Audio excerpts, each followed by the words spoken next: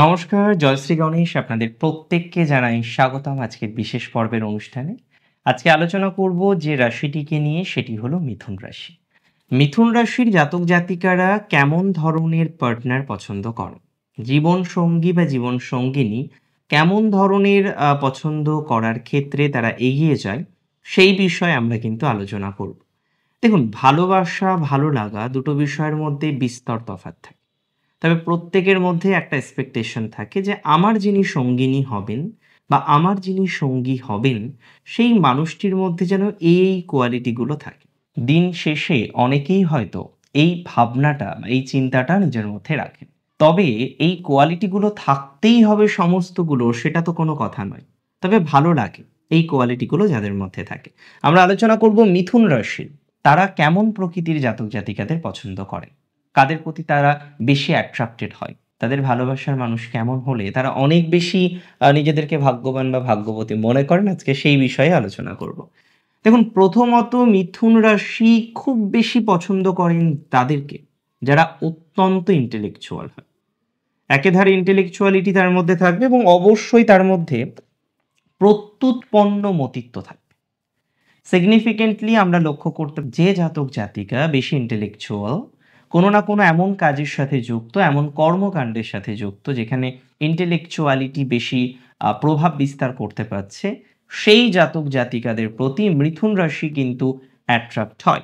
তার মানে প্রত্যুৎপন্ন মতিত্ব এবং ইন্টেলেকচুয়ালিটি হয়তো প্রথম পছন্দের তালিকার মধ্যে থাকতে পারে, যে না, আমার ভালোবাসার মধ্যে এই কোয়ালিটিটা যেন থাকে। দেখুন, আজকের ভিডিওটি শুধুমাত্র মিথুনের জন্য নয়। যাদের পার্টনার মিথুন তারা এই ভিডিওটি দেখুন, যাদের ভালোবাসার মানুষ মিথুন তারা এই ভিডিওটি দেখুন, যারা মিথুন রাশির কোনো জাতক বা জাতিকার উপরে ক্রাশ খেয়ে বসে আছেন তারা এই ভিডিওটি দেখুন। মিথুন অত্যন্ত পছন্দ করে সেই জাতক জাতিকাদের যারা অত্যন্ত মানানসই। তার মানে তার পছন্দের তালিকার মধ্যে এই গুণটি কিন্তু থাকতেই হবে। তার ভালোবাসার মানুষের মধ্যে অ্যাডাপ্টিবিলিটির মাত্রা কিন্তু থাকতেই হবে।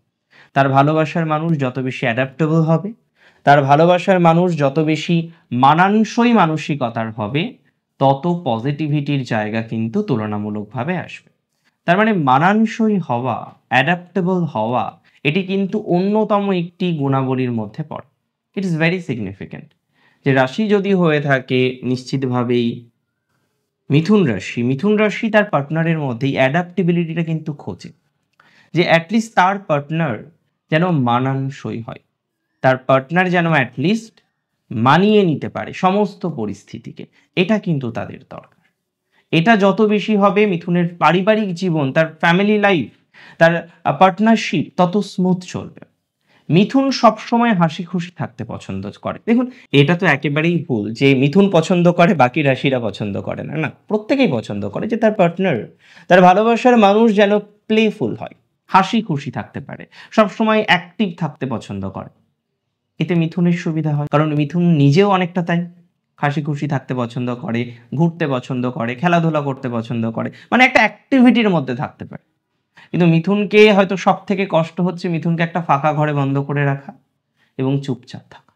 আপনি ভাবুন, যে মিথুন রাশি কথা না বলে থাকতে পারে না, সেই মিথুন রাশির পার্টনার যদি একদম নির্জীব হয়, কথা কম বলছে, চুপচাপ থাকছে, মিথুন তো টেনশনেই কোথাও যেন কি তার স্বাস্থ্যহানি হয়ে যায়। তাহলে মিথুন রাশির পার্টনার কিন্তু প্লেফুল হওয়া দরকার, বা সিগনিফিকেন্টলি সবসময় অ্যাক্টিভিটির মধ্যে থাকবে এমন মানুষ হওয়া দরকার। আর মিথুন পছন্দও করে তাই। কমিউনিকেটিভ দরকার, মিথুন রাশির পার্টনারকে কমিউনিকেটিভ হতেই হবে। মিথুনের অন্যতম একটা ক্রাইটেরিয়া যে তার ভালোবাসার মানুষ, তার পার্টনার, তার সঙ্গী বা তার সঙ্গিনী, সে যেন মোর অ্যান্ড মোর কমিউনিকেটিভ হয়। যত বেশি কমিউনিকেটিভ হবে, তার সঙ্গী বা সঙ্গিনী যত বেশি কমিউনিকেট করবে, মিথুনের পক্ষে তত বেশি সহজ হবে এই জীবনচক্রকে পরিচালনা করা। মিথুন মনের মধ্যে কথা রাখতে পারে না, মিথুন চাইবেও না তার পার্টনার, তার ভালোবাসার মানুষ মনের মধ্যে কথা রাখুক। এটা মিথুন কখনোই চাইবে না, মিথুন কখনোই মেনে নিতে পারবে না। দেখুন, ভেরি সিগনিফিক্যান্ট আমি মনে করি মিথুনের চাহিদার মধ্যে বা পছন্দের তালিকার মধ্যে এই যে কমিউনিকেটিভ মেন্টালিটির একটা পার্টনার, এটা কিন্তু দরকার। তবে ইভার চার্মিং হলে তো আর কোনো কথাই নেই। মিথুন চাই তার পার্টনার সবসময় চার্মিং থাকুক, সবসময় ফিট ফাইন থাকুক, সবসময় অ্যাক্টিভ থাকুক, সবসময় কমিউনিকেট করতে পছন্দ করুক, অত্যন্ত ইন্টেলেকচুয়াল হোক, তার মধ্যে অ্যাডাপ্টেবিলিটির মানসিকতা অনেক বেশি বেশি বেশি মাত্রায় থাকুক। দেখুন, এটা কিন্তু মৌলিক চাহিদা যে এইরকম একটা মানুষ হলে ভালো হয়। হতে পারে যে আপনার পার্টনারের মধ্যে এরকম অনেকগুলো গুণ নেই, তারপরেও দেখবেন আপনি সংসার করতে পারছেন, কারণ মিথুন নিজে অ্যাডাপ্টিভ, মিথুন নিজে অত্যন্ত অ্যাডাপ্টেবল, তারা অত্যন্ত মানানসই, তাদের মধ্যে যে অভিযোজন করার ক্ষমতা থাকে খুব কম রাশির মধ্যে তা থাকে। মনে হয় না যে মিথুনের পক্ষে সম্ভব? ইয়েস, মিথুন হয়তো ম্যারিটাল লাইফটাকে আর চালানো যায় না, সেই পরিস্থিতিতেও মনের জোর রেখে সেই ম্যারিটাল লাইফটাকে ঠিক করার চেষ্টা করে। I am not very wrong here. আমি এমন দেখেছি যে মিথুনের যে পার্টনার, তিনি কোনোভাবেই মিথুনের সাথে যায় না, মানে হয় না প্রত্যেকের তো একটা বেসিক ট্রেটস থাকে, কোনোভাবে মিথুনের সাথে যায় না, তারপরেও মিথুন সেই পার্টনারের সাথে সংসারটা করতে চায়। আপনি ভাবলে অবাক হবেন। এবং মিথুনের কষ্ট কিন্তু আপনি বাইরে থেকে বুঝতে পারবেন না। মিথুন যদি দুঃখে থাকে, কষ্ট থাকে, আপনি বাইরে থেকে ধরতেই পারবেন না যে কষ্টের মধ্যে আছে, দুঃখের মধ্যে আছে, যন্ত্রণার মধ্যে আছে। হ্যাঁ, মিথুনের পার্টনারের মধ্যে স্থির মেন্টালিটির একটা গুণাবলী থাকা প্রয়োজন।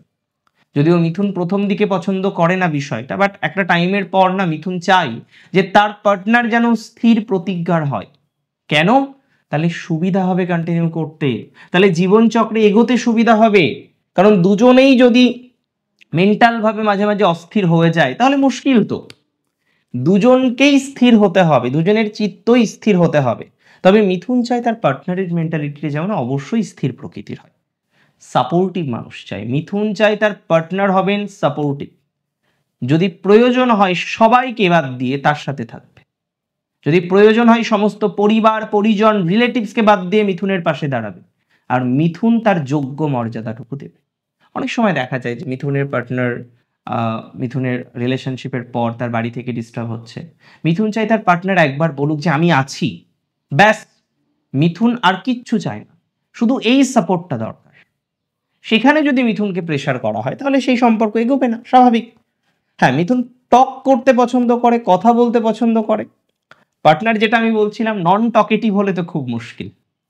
অন্য রাশি হয়তো নন টকেটিভ মানুষকে পছন্দ করতে পারে, বা কম কথা বলা, স্পেসিফিক কথা বলা সিংহের অনেকেই পছন্দ করে, কিন্তু মিথুন চুপচাপ থাকা মানুষকে অত বেশি পছন্দ করতে পারে না।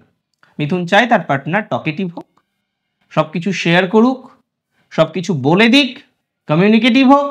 এটা মিথুনের একটা মৌলিক চাহিদা বলা যেতে পারে। অত্যন্ত কেয়ারিং পছন্দ করে মিথুন, সবসময় তার কাছে থাকবে, তার পাশে থাকবে, তার প্রত্যেকটা বিষয়ে ইন্টারফেয়ার করবে, একদম মিথুন তাই চাই। তার প্রত্যেকটা ছোটখাটো বিষয় তার পার্টনার নোটিশ করবে, এটা কিন্তু মিথুনের একটা চাহিদার মধ্যে থাকে। এবং নিশ্চিতভাবেই খুব ভালো ভালো কথা বলবে। মিথুন চাই তার পার্টনার যেন কথাবার্তাগুলো খুব সুন্দর বলে, গুছিয়ে বলে। মিথুনের এটা কিন্তু একটা চাহিদার মধ্যেও বলা যেতে পারে আছে। সে চায় তার পার্টনার গুছিয়ে কথা বলুক, সে চায় তার পার্টনার ভালো ভালো ভালো ভালো কথা বলুক, সে চায় তার পার্টনার মোটিভেশন দিক তাকে। কারণ মিথুন অনেক সময়, তার তো ডুয়ালিটি প্রচুর, তার পার্টনার যদি মোটিভেশন না দিতে পারে, মিথুনের অনেক সময় জীবনচক্রে এগোতে সমস্যা হয়। তাই মোটিভেশন যুক্ত একটা পার্টনার মিথুনের চায়, এবং মিথুন সেটা এক্সপেক্টও করে যে তার পার্টনার মোটিভেটিং হবে।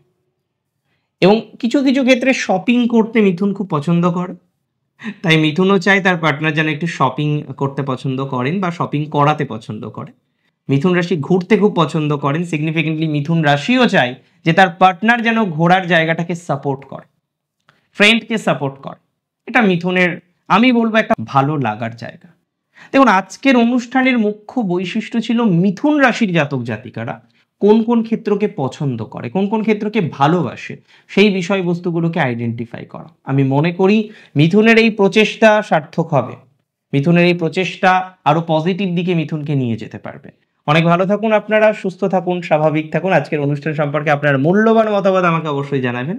শেষ করছি এখানেই। জয় শ্রী গণেশ।